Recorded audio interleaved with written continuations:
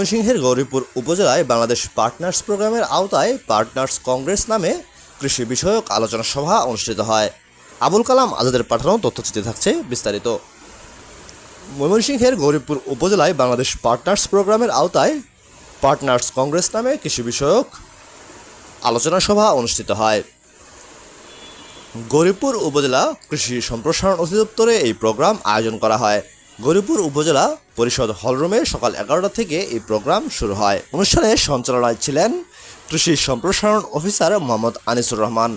উক্ত অনুষ্ঠানে report speaker হিসেবে উপস্থিত ছিলেন নীলুফার ইয়াসমিন জলি, গৌরীপুর উপজেলা কৃষি কর্মকর্তা।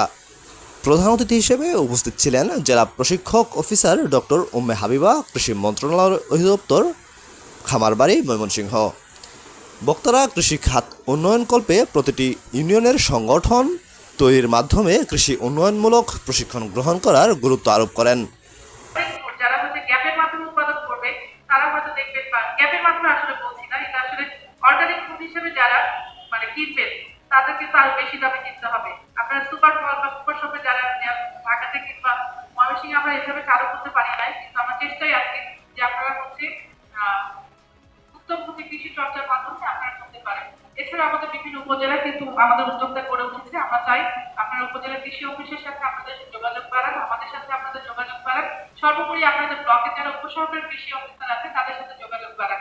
কৃষিকে আমরা এখন কিন্তু খরগোশ কৃষি হিসাবে দেখতে চাই না, আমরা চাই এটা লাভজনক হিসাবে দেখতে এবং এটা কমার্শিয়ালাইজেশন বাণিজ্যিকরণের মাধ্যমে দেখতে চাই।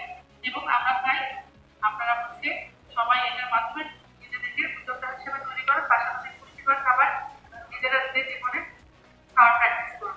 উপজেলা কৃষি অফিস সহ সংশ্লিষ্ট যারা এই প্রোগ্রামের সাথে অন্তর্ভুক্ত ছিলেন সবাইকে ধন্যবাদ জানিয়ে এবং কৃষি সম্প্রসারণ